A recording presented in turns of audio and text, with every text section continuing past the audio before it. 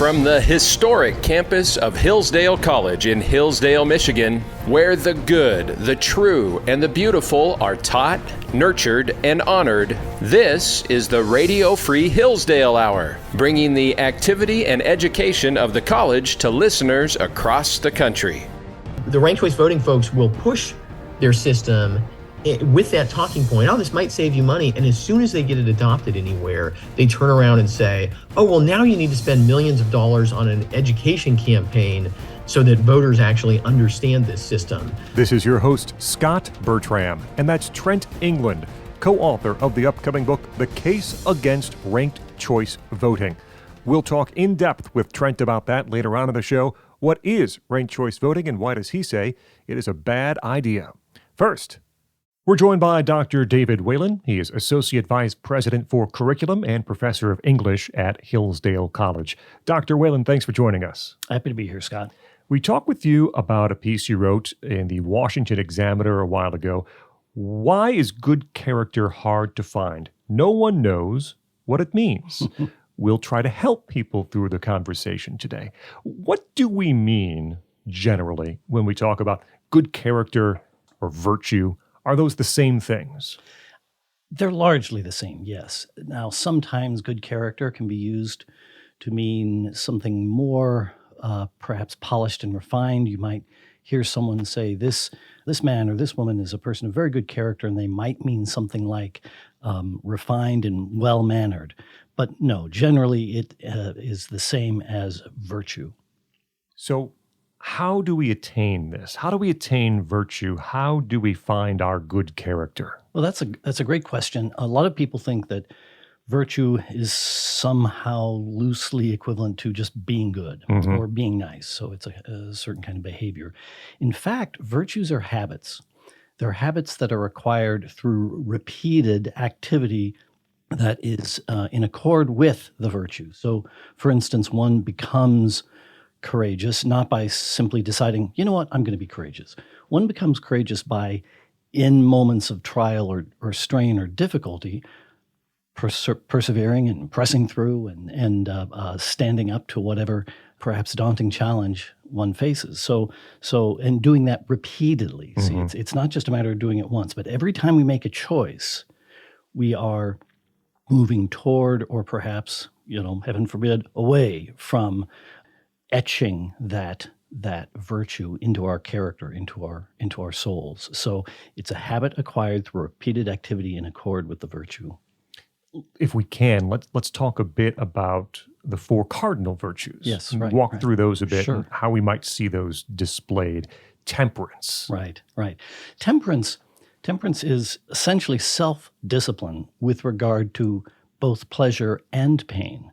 So in other words, it doesn't just mean not eating too many brownies, self-discipline with respect to pleasure, but it also means self-control in facing pain or facing so not being overly daunted or intimidated by something that, staying up late and studying. You have a test coming up and you need to prepare for it. Do you have the self-discipline to spend the 3 hours in front of the textbook that you need to do, or are you going to be frivolous and just move away and go out with friends for ice cream? Second cardinal virtue of courage. Right. Courage. Courage is classically described as a mean or a kind of in-between cowardice on the one hand, and the other extreme or the opposite extreme would be some kind of brash overconfidence or something. But essentially it has to do with, think of it as temperance on steroids, a kind of self-command in the face of danger. It isn't blind to risks when they are excessive and action becomes impossible or foolhardy, but it is certainly prone to take action and to face difficulties without being overly intimidated by them. The third cardinal virtue of justice. Justice is one of those virtues it's very easy, sort of. I shouldn't say this, it's too philosophically fraught, but very easy to define, but hard to understand. It's usually defined as giving everyone his or her due, giving people their due, giving them what is owed to them. But it turns out what is owed to people falls into many different subcategories, and we probably don't have time to discuss those. But in essence, it has to do with, again, not just being nice or being a good person, but making sure that the people around you receive their due, especially when that due is from you in particular. And the fourth cardinal virtue is one that I've heard more about since arriving at Hillsdale than anywhere else in my life. I don't know if it's a particular Hillsdale virtue, but prudence. Prudence, that's the greatest of the four cardinal virtues. It is the habit of deliberating. It too is a habit, but it's a habit that has to do with thinking. It has to do with deliberating rightly about what ought to be done. That just sounds like, well, don't you just mean thinking correctly? And no, I mean a habit that sort of purges the intelligence of our whimsy and fancies and wishful thinking and allows us to deliberate really clearly about what ought to be done. Talking with Dr. David Whalen. He is Associate Vice President for Curriculum and Professor of English at Hillsdale College. His essay at the Washington Examiner, Why is Good Character Hard to Find? No one knows what it means, as we define it here in our conversation. Why is there this confusion today about what good character means? Where has that uncertainty come from? That's a very, very important, very serious matter. Essentially, the confusion in our day pertaining to virtue or good character arises out of a skepticism, a cultural, you might say, skepticism, as to whether there really is any such thing as good character. There are, roughly speaking, two schools of thought. One is sort of a metaphysically natural school of thought. That is, virtues are actually a completion of our natures. We are made to be virtuous. We are not predestined to be virtuous, but we actually become more fully ourselves by acquiring these habits. The other school of thought denies that there's any really such thing as virtue. It just identifies virtues as whatever you want them to be. It's sometimes called the voluntarist school. The good is whatever you happen to desire. So if you happen to desire to rescue children from burning buildings, then that's good for you. If the person next to you happens to desire to turn around and have ice cream instead, that's the good for that person. There is no real good that obtains over both of them. This is where we have that, I'll speak for myself here, obnoxious phrase that's entered the lexicon of my truth. I'm living my truth. Right. That's you're living your truth. And the problem with that kind of fairly deep-seated skepticism or sometimes relativism is that it actually renders kind of impossible a common life together. It actually renders communication impossible too. If we are looking for examples, where can we expect to learn what good character looks like? Who's modeling this behavior? Right. Well, gosh, that's such a big issue. A lot of people are models for behavior and yet have no understanding of the virtue component of their being models. So we live in a celebrity culture. Celebrities usually aren't celebrities because of their virtue. They're celebrities because of some sort of musical or athletic talent or something like that. But in fact, we do have an abundance of examples, and perhaps I'm biased because I'm a professor of literature, but I think both in history and in literature, you can find stellar, luminous examples of virtue. So, yes, you are an English professor. Good literature, timeless characters, how can they assist in building these expectations in society? And we talk a lot here about building the moral imagination of children too. Right. Those books they are first introduced to at a young age. Why are those so important as building blocks for this sort of virtue and good character? Well, a lot of people mistakenly think that it is the object of history or literary texts to finger-waggingly, didactically teach children or even adults how to be good, that it is the job of those texts to directly instruct in a kind of imperative way, you must behave this way. That's not actually how it works. What happens is children and, as I say, adults become inflamed by the nobility and the beauty of a character in virtuous action. In other words, it has to become an object of desire. Mm-hmm. You don't become virtuous because someone's wagging a finger at you. You become virtuous because you have been inspired. You admire and you want to emulate this great person. So you read about the life of, maybe this sounds cliched, but it's really true, the life of George Washington. Mm-hmm. He was known for his virtuous character. He was conspicuously virtuous. And I don't mean he was a show-off. I just mean everyone, even if they disagreed with him, knew that now there is a man of great nobility of character. And that's inspiring. People want to emulate that. And you get that in literary characters as well. So, Dr. Whalen, why do we care about any of this? Why do our actions matter? Is there only, for some, a religious or spiritual reason to monitor activities? Why should we care? Right.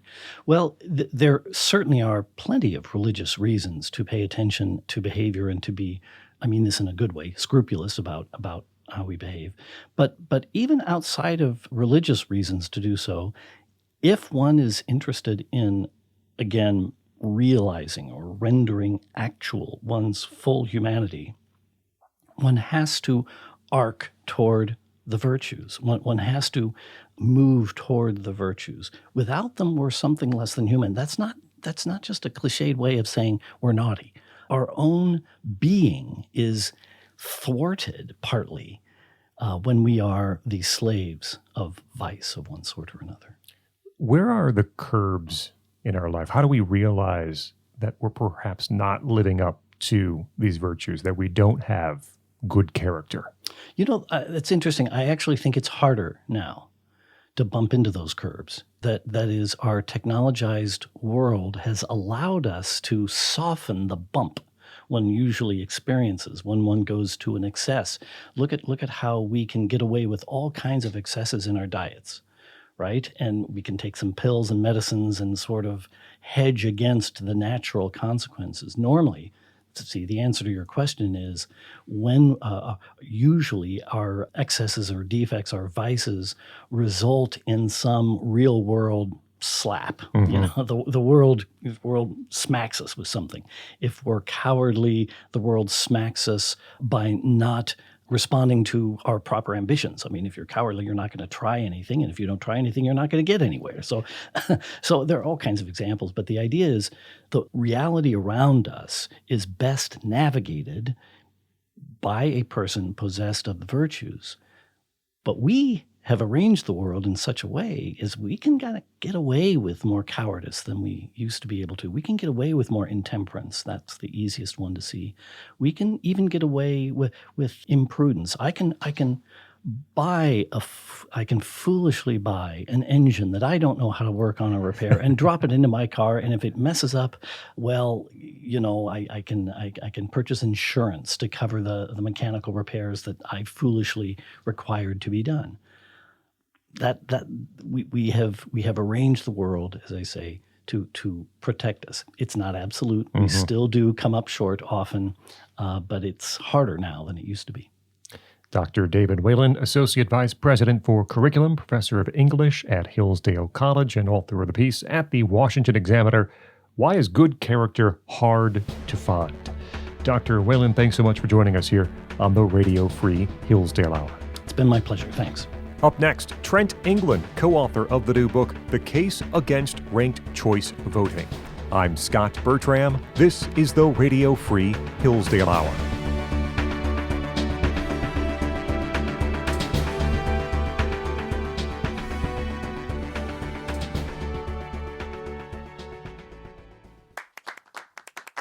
Hillsdale College is a small, Christian, classical liberal arts college that operates independently of government funding, and we want you or your son or daughter to apply. At Hillsdale, students grow in heart and mind by studying timeless truths in a supportive community dedicated to the highest things. Hillsdale College costs significantly less than other nationally ranked private liberal arts colleges and receives regular recognition as a best value, and nearly all students receive financial aid. Our robust core curriculum, vibrant student life, and 8-to-1 student-to-faculty ratio make for an education like no other. For more information or to fill out an application, visit hillsdale.edu/info. That's hillsdale.edu/info.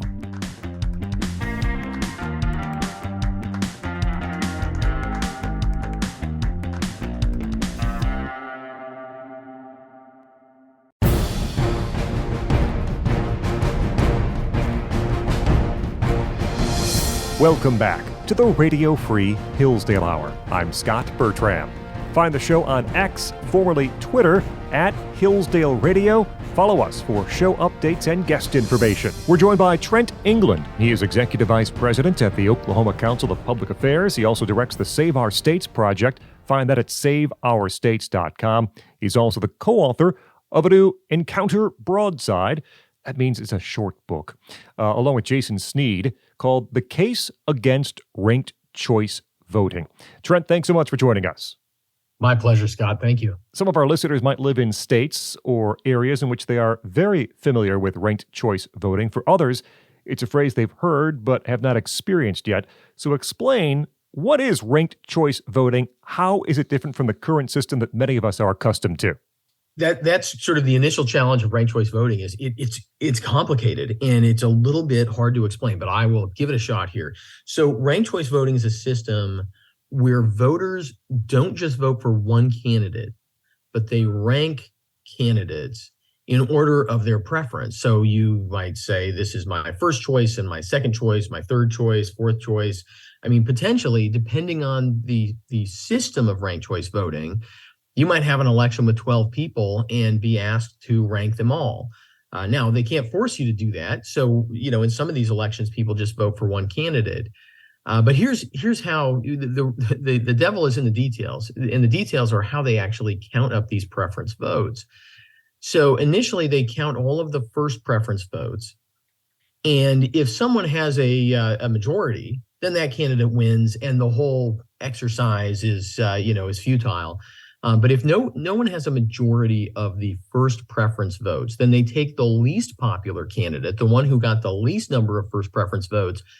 They eliminate that candidate, and all of the ballots where that candidate got the first place, they then move up the second preference to be the first. And so you readjust all of those votes, and then you recount the first preference votes to see if there's a majority. And you do that over and over and over again until someone has a majority of the first preference votes as you're, adjusting based on eliminating some candidates along the way.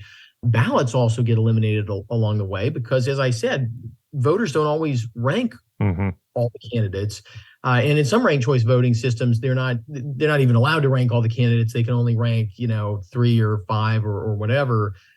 And so in some cases, voters have their ballots completely set aside, not counted in the election because their first choice wasn't that popular, their second choice wasn't that popular, or they just didn't have a second choice, and their ballots get set aside. So, ranked choice voting, one of the sales pitches for ranked choice voting is that, well, it guarantees a majority winner, but it does that by counting second, third, sometimes fourth, fifth, sixth choice votes, and also by eliminating a lot of ballots before it gets to that point. So that in a nutshell is how this ranked choice voting election system works. I want to come back to that point a little later about the guaranteed majority winner, but first asking, where have we seen ranked choice voting adopted, and what so far have been the real life experiences with it? Well, so that's an interesting question because actually the first places, the first implementation of ranked choice voting was back in the progressive era. This is an idea that comes from the 1870s. And early in the 20th century, there were a number of American cities, some big, some small, that adopted ranked choice voting. All of them got rid of it, every single one. So I say, like a lot of progressive era ideas, this is something that's already been discredited. But more recently, we have seen it adopted in some of the more left-leaning cities, places like the San Francisco area. California allows it to be used in local elections. They don't allow ranked choice voting in state level elections. but they have it in some local cities. Alameda County, where Oakland is, uses ranked choice voting, for example. New York City used ranked choice voting in its last primary for mayor, the Democrat primary, probably the largest ranked choice voting election we've ever seen in the United States. Minneapolis uses it. And then at the state level, Maine and Alaska each have ranked choice voting. Maine, not in all elections because their state Supreme Court struck down part of their law there. Alaska, at this moment, in all elections, although there's a very active repeal effort in Alaska trying to put repeal of ranked choice voting on the ballot next year, it looks like they will qualify. So they may become another one of these jurisdictions that adopts it and then gets rid of it very quickly. So it is used in a, kind of a scattering of local elections around the country, and then statewide, just Alaska and Maine at this point. Talking with Trent England, his new book, The Case Against Ranked Choice Voting. This is a system in ranked choice voting in which clearly a plurality first place winner, well, quote unquote winner, can lose the election. And you mentioned this earlier. One of the selling points is, hey, a majority will vote for the winning candidate. But does it not just result in voters getting down to the fourth, fifth place choice and saying, I can tolerate this person? That doesn't seem to be an affirmative vote for a candidate, nor does it seem to be representative of the views or desires of most voters in the end. That's right. I mean, when I first came across ranked choice voting, I mean, this was what struck me about it, right? They make this claim that it guarantees a majority winner. And I think all of us should just intuitively say, well, wait a second, right? The only way you can guarantee a majority winner is if a majority really actually supports one candidate, right? There's no mathematical way. If you have three candidates in the race, and a third of the people want one, and a third want the other, and a third want the third, right? There's not some mathematical process that can guarantee in any meaningful way that the winner of an eventual election has a majority. That's a silly kind of claim, and that was really the beginning of my looking into this system, because I just thought intuitively that doesn't make any sense, and so you're right. I mean, what they're doing is asking voters to have opinions about all of these other candidates, which, frankly, in a city council election, and you do see in some of these city council elections, you might have 8 or 9 or 10 candidates, right? I may really like one of the candidates. I may really dislike one of the candidates.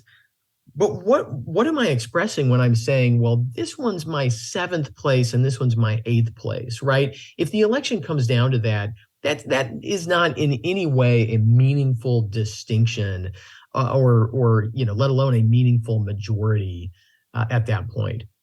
Is there any evidence that we've seen thus far that because of the more complicated system and the requirements and the asks on the voter, that ranked choice voting actually could end up depressing voter turnout and convincing fewer people to vote?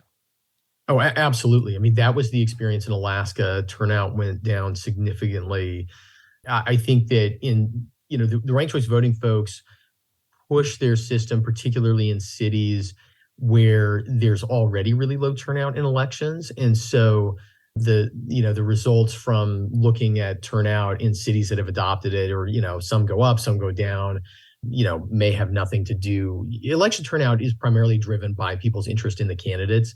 I should always preface it that way. And so it's very hard to suss out how different election systems affect voter turnout. You see all kinds of claims out there, but if the kind of candidates who are running for office in a particular city is changing over time, that's going to swamp the effect of changes in the election system typically. But we did see, turnout in Alaska went way down.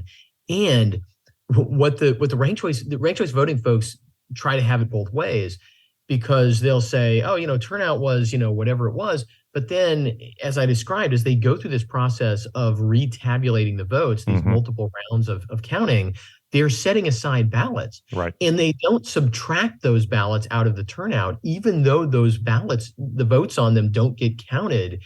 And so if you factor that in, ranked choice voting really does significantly depress turnout, because you have people who go to the trouble to go out and vote, and then because their candidate gets eliminated, their votes literally are not counted in the election. So it certainly depresses turnout that way. Trent England with us talking about The Case Against Ranked Choice Voting, his new book. One of the major issues in our elections today is this idea of transparency and trustworthiness. In your view, does ranked choice voting make elections more or less transparent? Ranked choice voting makes elections much less transparent because ranked choice voting is much more dependent on technology. The only practical way to do this complicated process of tabulating the votes over and over again and adjusting, where the votes go is using computers, right? And I'm, obviously we use computers in elections, right? We use, machines to scan ballots and tabulate and all that. But typically what those machines are doing is they're counting, right? And counting is something that can be made very transparent, right? We can run a stack of ballots through a tabulator, and then we can hand that stack of ballots to a team of 3 people, and they can sit there and they can count those ballots and make sure the machine did it right. With ranked choice voting, you can't do that, not in any simple way. And so it makes the whole election process much less transparent. It makes the results much harder to trust. Voters and candidates can wait for results with ranked choice voting, sometimes days, sometimes longer in more recent experience. Does that undermine trust in the final outcome? Well, we've certainly seen that long delays to certify elections creates distrust. It raises a lot of questions.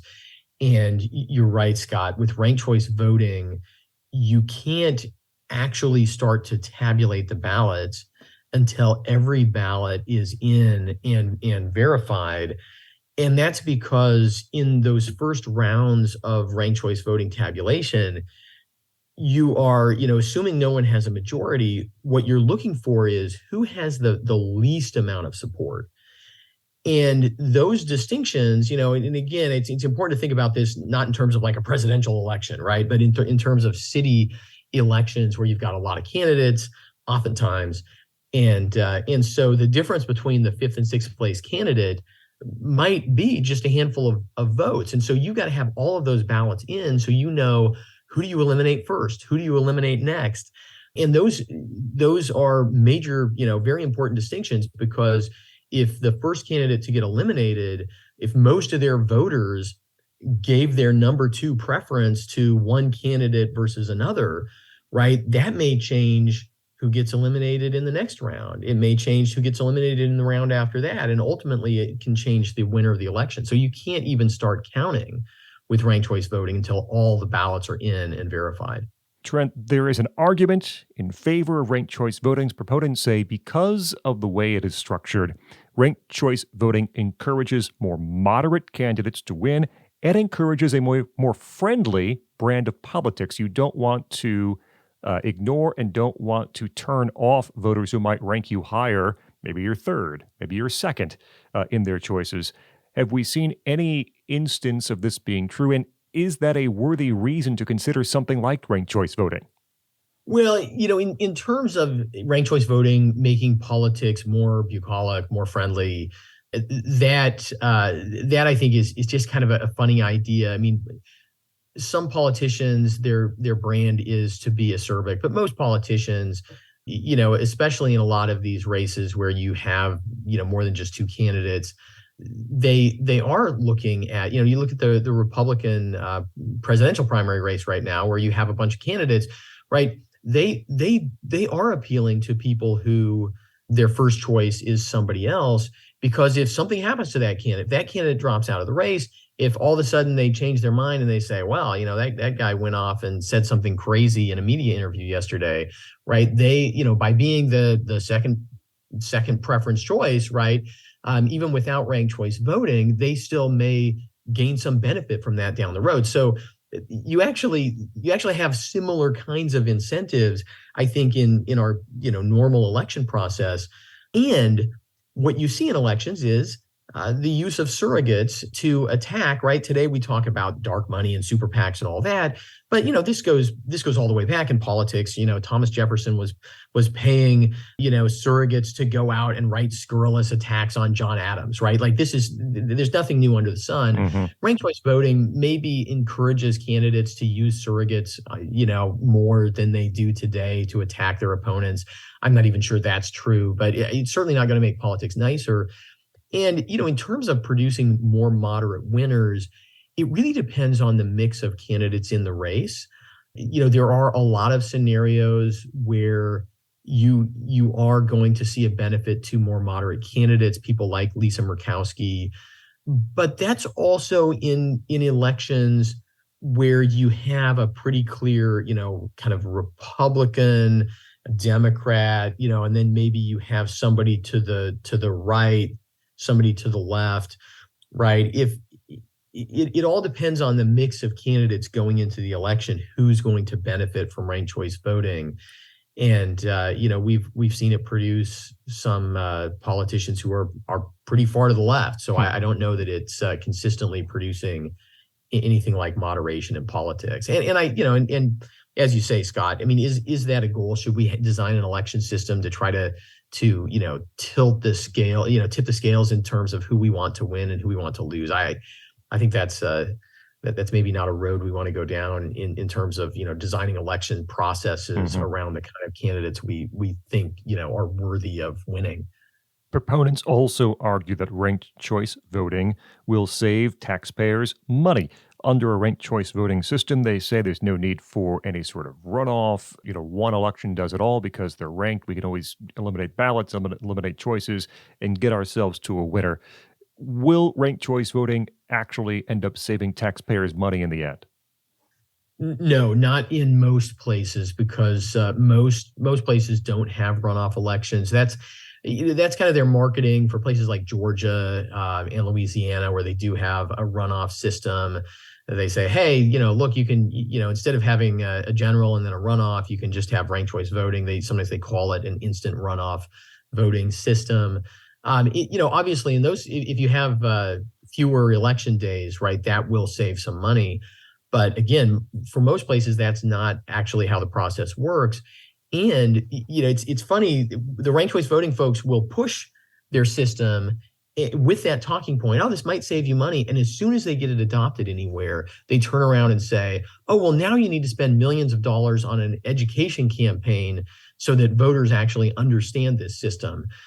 So it's funny to me that they don't really talk about that on the front end, but as soon as we've seen it adopted anywhere, they are there demanding that government spend tax dollars to educate voters. In New York City, it was $15 million. They spent $15 million trying to educate voters about how to use a ranked choice voting ballot.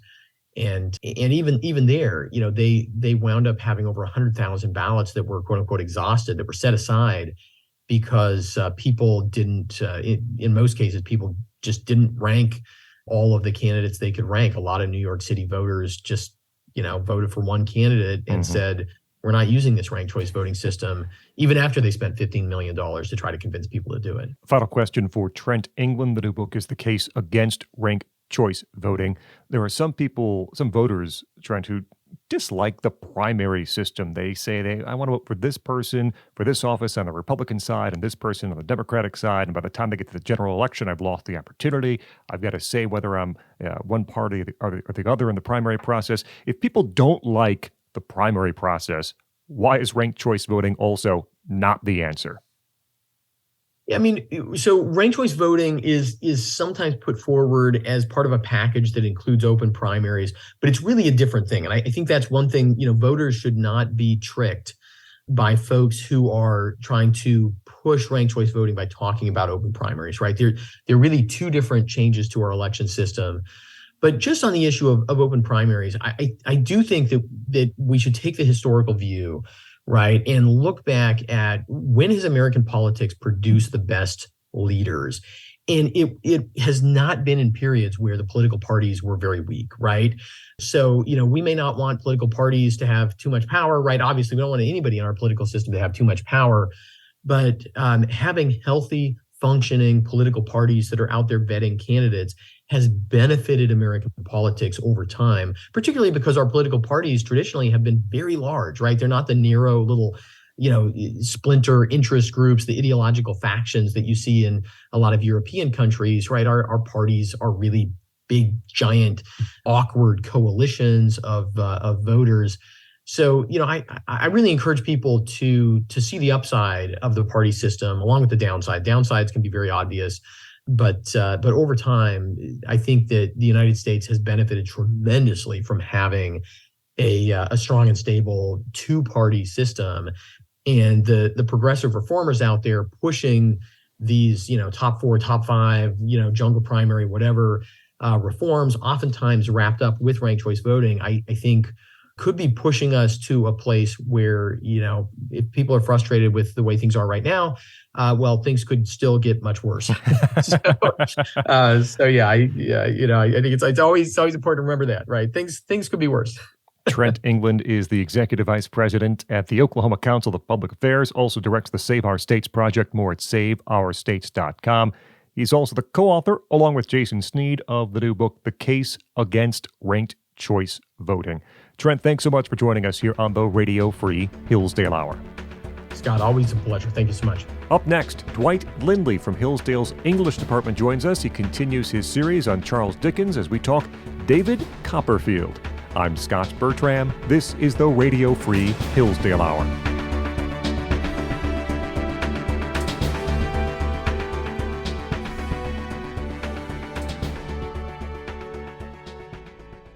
Hey, it's Scot Bertram, and I've got a challenge for you today.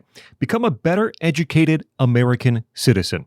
And to help you do just that, we at Hillsdale College have our free online courses available for all who wish to learn. Our challenge? Take just one of our courses. There are so many to choose from. You can discover the beauty of the Bible and the Genesis story, study the writings of C.S. Lewis, or explore the true meaning of America in Constitution 101. We have dozens more to choose from, and all these self-paced free courses feature Hillsdale faculty and scholars, many you've heard on this podcast. So visit hillsdale.edu/course, COURSE, and pick one of the more than 30 free Hillsdale courses. I hope you'll accept my challenge. Pick whichever course you like and become a more educated citizen today. Go to hillsdale.edu/course, COURSE. That's hillsdale.edu/course.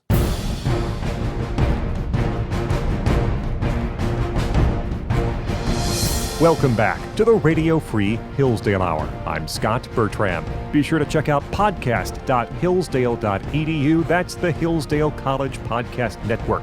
Find older episodes of this program and other fine Hillsdale College podcasts at podcast.hillsdale.edu. We're joined by Dr. Dwight Lindley. He is Associate Professor of English at Hillsdale College. Dr. Lindley, thanks for joining us. Pleasure to be here, Scott. We continue our series on the works of Charles Dickens, and this time we'll look at David Copperfield. Tell us a little about the place of David Copperfield in Dickens' life. Sure, good question. So David Copperfield falls sort of in the middle of his career, and it is the first great autobiographical novel of Dickens. He wrote a series of fine novels before that, which investigated things that he cared about and were hilarious and entertaining and so on. But this novel feels different. It has this really powerful personal development story at the heart of it, which is loosely based on his own life in certain important respects. As I said in the first segment of this series, Dickens spent time working in a factory when he was a kid, and this was really a horrible time in his life where he thought all of his hopes and dreams were falling apart. He felt like he was forced to live beneath his dignity and everything. It was just really left a mark, and he never forgot about it. Well, he didn't talk about that with anyone. No one knew about it. His wife didn't know about it, for all we know. But it comes out in this novel. So what scholars have said ever since is that he seems to be accessing a part of his deep past in David Copperfield. And in this progress out of childhood poverty into a life where he gradually has to learn his lessons by through the school of hard knocks and finally emerges as a successful writer, just like Dickens did. So there's just a lot of interesting plot parallels. What are some of the basic themes that we'll encounter in David Copperfield? Yes, there are so many. And this is really among his full-length novels, excluding something like A Christmas Carol, which has its own popularity, partially for, other reasons. It's associated with Christmas time and all that. So if we're looking at his full-length novels, this is always one of the most popular, and many Dickens people think it's either the best or one of the two best. And so some of its main themes. One is memory. This is something that comes up in a lot of Dickens's novels. But the question is, so the whole thing is narrated by an adult David Copperfield, and he starts at the beginning of his life with birth and narrates his own emergence into each subsequent stage of his life. He's growing up, young love, marriage, work, family, all these things, and with plenty of ups and downs and adventure. And the question of memory here is, how will I deal with the past, looking back on it? How will I deal with the challenges and problems, the darkness and suffering, my own imperfections and the imperfections of those that I love? How do you deal with that, right? And this is something that we're all interested in. How do you look back at the problems of your upbringing and your parents, your own flaws, etc.? So this is something that is right at the heart of the novel. It comes out especially with David's. David Copperfield is the narrator of this book, and it comes out especially with his memory of this fellow named Steerforth, who is one of his close friends growing up, who it turns out was a real villain. He was a great kind of life of the party sort of guy, but ends up ruining the life of a poor young girl for reasons you'll have to read the book to find out. But the question for David as the author, as the narrator of the book, is how will I deal with this? How will I remember this guy? And he's trying to adjudicate what's the balance between admitting the darkness and the problems and diagnosing that, and then affirming what I loved about this guy and what our friendship was like. How do you work the balance there? That's a really interesting human problem that this book is interested in. Two other things that I would mention. One is the relationship between what we might call head knowledge and heart knowledge. That relationship between the things that you understand about yourself and other people, about the past, as I've been saying, and then the things that you understand with your mind and you can sort of spell out and analyze explicitly, and then the things that you know with your heart. You have characters in the novel who live by their mind and by, and analytically, you might say, and then there are people who live according to the heart. And oftentimes in Dickens, and certainly in this novel, those people who know things with their heart seem to have something precious that seems to be really important. And yet those people can also be taken advantage of, and they can also make huge mistakes which cause themselves and other people grief. So what I'm driving at here, and what I think the novel drives at, is through a series of struggles, the main character and others in the novel have to learn how to have an appropriate balance between their head and their heart, between their reason and their kind of intuitive and kind of felt life. And you really need both. You can't make it with just one or the other. You'll end up just with a distorted view of things.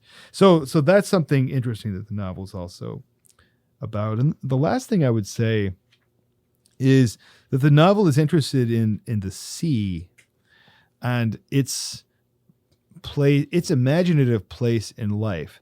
You know, people are profoundly moved by the ocean when they go there for vacation. Or we here in landlocked Michigan, you know, we go to Lake Michigan or something, which is semi-ocean-like. Right, there's kind of waves. Yeah, that's right. So for David Copperfield, for the book David Copperfield, the sea is an image of the uncontrollable grandeur and beauty, but also potential danger and violence of life. And we're all, he says at one point, floating like motes on the face of the deep, is what he says. We're on little life raft on this big ocean, which we are not in control of, and life is kind of like that, which is maybe you know, potentially horrifying thing to think about, but that we're always closer to danger than we might imagine, and yet this is also awesome and epic and grand. Well, the last thing that I want to say about this is that the novel is interested in that as a theme, and it keeps on coming back to the sea. How do you live this kind of grand but also dangerous life? How do you get through it the best? And one of the themes we get is there are certain kind of people who can make life easier and better and in spite of all of the dangers, and there are other people who make it worse. One of the great characters in the novel is a fellow named Mr. Peggotty, who lives in actually a house that is constructed out of an old boat. And it's by the ocean. And this is symbolic of a Noah's Ark type of place. He has this place where people can come and be safe and make it over the sea of life, just like Noah and his family and the animals did. And he does this because he has a big heart. He has generosity even in the midst of suffering. And that's a path through. Let me just, if you don't mind, say one last thing about the place of this novel in his work in general, and we can finish this up. The last thing I wanted to say about David Copperfield is just that this is, as I said, his first great autobiographical novel. It's also his first great realist novel, which is to say a novel that tries to take more seriously his own sense of the difficulty of the world as it is out there. He's always interested in reality, but there's this turn towards admitting some of the harder, darker realities of the world outside that he makes starting in this novel. We see that in all the rest of the great novels after this. One more question for Dr. Dwight Lindley on David Copperfield. You told us earlier that many Dickens scholars consider this perhaps his greatest work. Is there a particular reason or string of reasons that they would point to and say, this is why David Copperfield is above all the rest? Sure, that's a great question. I think a big part of it is that he is just a really believable picture. He gives a really believable picture of personal development at different stages. His childlike stages and the stages of a young man in love, first love, with all of its ignorance and misperceptions and everything, is really believable and kind of insightful, actually. Not just kind of, very insightful. So he has this really believable picture of step-by-step development that humans make, all of us make. That's one of the things. And then just those themes that I mentioned are interesting, of course, but the book just gives real insight into those things that we all care about. There, in so many ways, it's more than I could even say right now, but it's chock full of things that would make you stop and think and reflect. So, Dr. Dwight Lindley, Associate Professor of English at Hillsdale College, in our series on Charles Dickens talking David Copperfield. Dr. Lindley, thanks so much for joining us here on the Radio Free Hillsdale Hour. My pleasure, Scott. That will wrap up this edition of the Radio Free Hillsdale Hour. Our thanks to David Whalen from Hillsdale's English Department, Trent England, author of The Case Against Ranked Choice Voting, and Dwight Lindley. The Radio Free Hillsdale Hour is recorded at the studios of WRFH, the student-run radio station at Hillsdale College. Remember, you can hear new episodes every week on this station. You also can find extended versions of some of our interviews or listen anytime to the podcast. Find it at podcast.hillsdale.edu or wherever you get your audio. The assistant producer of the program is Sam Laird. Until next week, I'm Scot Bertram, and this has been the Radio Free Hillsdale Hour.